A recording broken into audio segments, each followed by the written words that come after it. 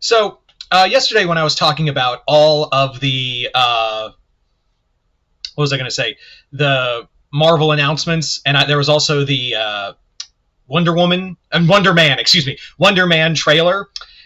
There was another thing that didn't really get released, and it had to be like on Handycam. So I do apologize if some of the scenes I mistake, kind of blurry at some points. But yeah, we got an official trailer for X-Men #97, one of the Marvel TV projects I'm really excited about because season 1 was really good. But then I remember that the head writer, and a lot of the writing staff is gone from season 1, and now season 2 is being run by the people who did the What If series, and that makes me incredibly nervous. Having said all that, though, let's go into let's kind of go into what this new season's all about, and it does involve time travel and especially Apocalypse. That's the big thing, is that we're going to have Apocalypse as the big villain throughout all points in time. And also focus on, because remember, at the end of season 1, the X-Men were scattered to the winds of time, and Bishop and the few remaining X-Men that are there in the present are trying desperately to rescue and find the other X-Men. Remember, Magneto and a handful of them are in the past, or in the far past with En Sabah Nur. Then we have the future with Scott and Jean raising Nate against a future Apocalypse. And meanwhile, there are going to be new X-Men taking over, and it does look like X-Factor is going to step up to the plate. That's the big thing, is that X-Factor is going to play a bigger role, as we know that team is out there, and it does look like Havoc is going to have, Alex Summers is going to have to, step up to the plate in order to take care of things with the X-Men gone. It's also important to note that, we actually do get clips of Wolverine. Remember, in the end of season 1, we didn't know where Logan went during the moment, and it does look like he's still with Morph. So Logan, we are finally going to get what happened to Logan and where he went during all of this. So Logan and Morph looks like they're going to be dealing with what appears to be Weapon X, and I do like that scene where he has the claws out and he's like, "Come here." That's clearly a reference to Wolverine #1 by Chris Claremont and Frank Miller. So I really like that scene. But it makes me wonder, we do see Omega Red, so we're probably getting a Wolverine Omega Red throwdown. I think that, we do get Mystique in here too, probably also looking for Kurt and Rogue. That's why she's helping Morph and Logan. But I guarantee you we're probably going to see Deadpool, right? We're all in agreement that, Deadpool is probably going to show up in this season. Even though we don't see him in the trailer, he's more than likely going to appear in this season, right? No doubt about it, because he's popular enough. He still fits in the continuity, and whether he's hanging, I kind of hope though he hangs out with Cable. I would really like to see some Cable and Deadpool action, but we know it's gonna, because of the movie, it's gonna be Logan and Wade.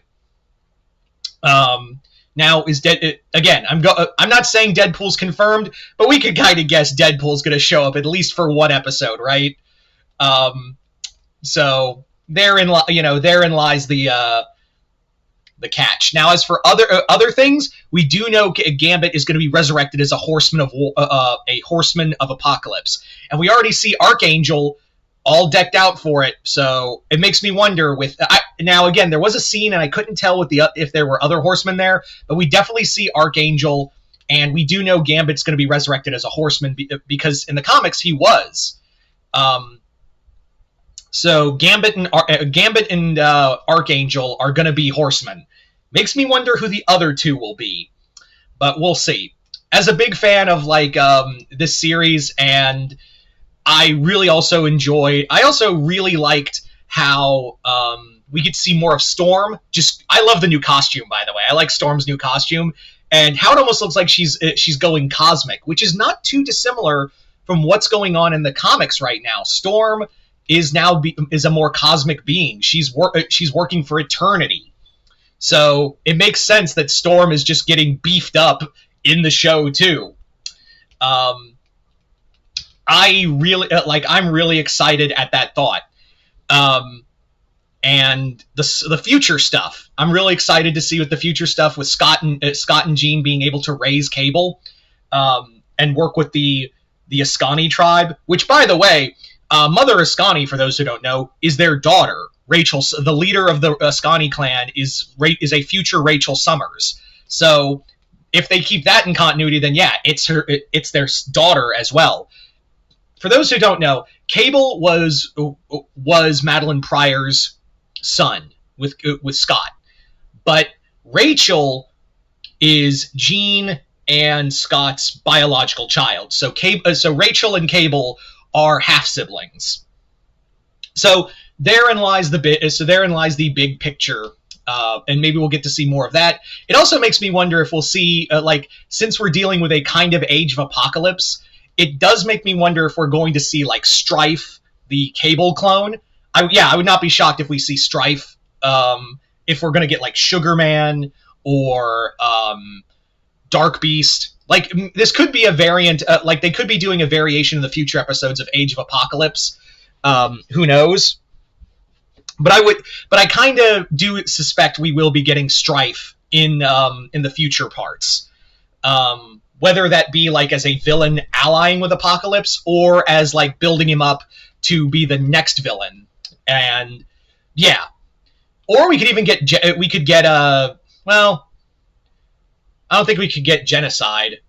Well, actually, we could get Genocide. He was another villain made from Apocalypse from that timeline. We could also get Holocaust, another Apocalypse creation from that timeline. So maybe Holocaust. That's the name. Yeah. But that's just kind of speculation. The past stuff looks really cool because, seeing Magneto in the ancient past working, and also I feel like it's going to be a big debate among the X-Men as to what they're going to do about Apocalypse, because they know him.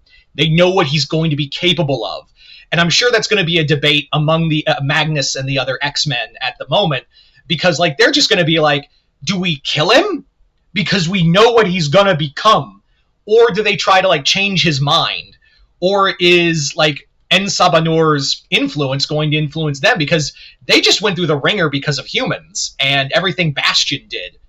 So I hope they keep that kind of nuance there. But again, we're dealing with the writers from from the later seasons of What If. I'm not holding my breath.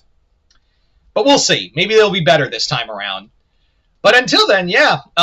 X-Men 97, the trailer looks good. Hopefully it can back it up.